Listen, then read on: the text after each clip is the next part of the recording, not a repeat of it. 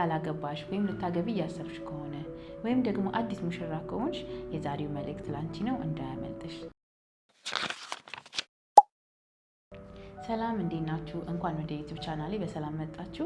ስሜ ቤቴል ደረጃ ይባላል። የተለያዩ ጠቃሚና አስተማሪ የሆኑ መልእክቶችን በቲክቶክ እና በኢንስታግራም በመልቀቅ ነው የምንተዋወቀው። አሁን ደግሞ በአብዛኞቻችሁ ጥያቄ መሰረት በዩቲዩብ ላይ ቤቴ ኢንስፓየርስ በሚል አዲስ ፕሮግራም ይዤላችሁ መጥቻለሁ። ስለዚህ ሰብስክራይብ ማድረግ እንዳትረሱ። ዛሬ የምናነሳው ሀሳብ ደግሞ ከማግባትሽ በፊት ልታውቂያቸው የሚገቡ ወሳኝ 3 ነጥቦችን ነው። እንደሚታወቀው በዚህ ሰዓት አብዛኛው ትዳር ከባድ የሆነ ቻሌንጅ ወይ ፈተና እያጋጠመው ነው።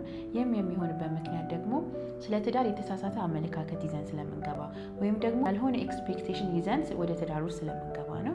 ስለዚህ ማንኛውም ሊያገባ ያሰበ ሰው እነዚህ 3ቱን ነገሮች በትክክል ተረድቻለሁ ወይ አውቄያለሁ ወይ ብሎ ወደ ትዳር መግባት አለበት ማለት ነው።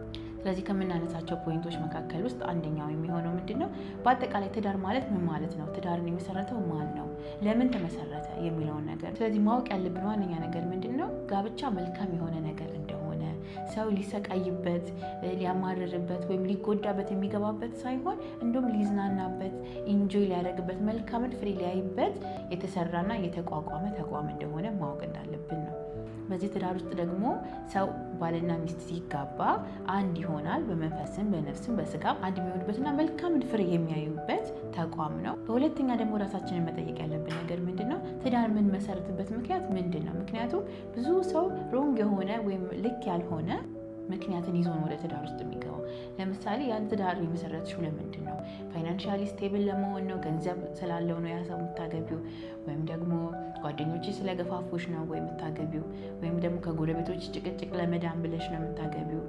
ወይ እድሜ ሄደ ብለሽ ነው ወይ የምታገቢው? እነዚህን ጠቅሳቸው በሙሉ ትዳርን ለመመስረት የማይሆኑ ሮንግ የሆኑ ምክንያቶች ናቸው። ስለዚህ ዋና ትዳሩን የመፈለግሽበት ምክንያት ምንድን ነው?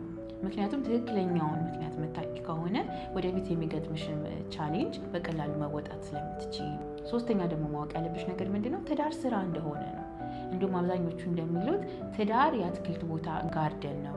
ከተኮተኮተ፣ ውሃ ከጠጣ፣ ፀሐይ በቂ ካገኘ መልካም ፍሬ የሚያፈራ እንደሆነ፣ ካልሆነ ግን አረሞች እየበቀሉ እኛን ቻሌንጅ እንደሚያደርጉን ነው።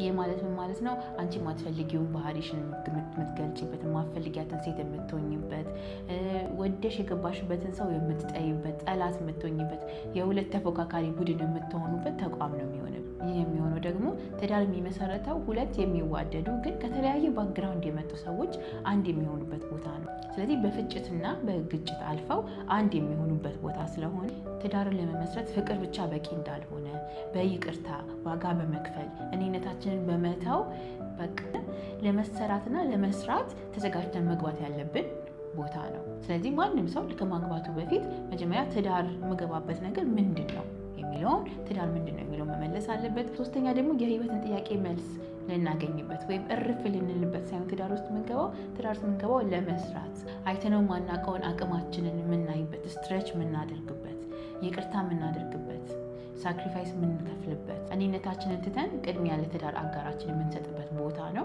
ማንም ሰው እነዚህ ነገሮች በስነ ስርዓት ከገቡት ምን ኤክስፔክት ማድረግ እንዳለበት ያውቃል ማለት ነው። በቀጣይ ቪዲዮ ደግሞ ከሚስት ምን ይጠበቃል፣ ከባል ምን ይጠበቃል የሚለውን ነገር በዲቴል እናያለን። ሻሎም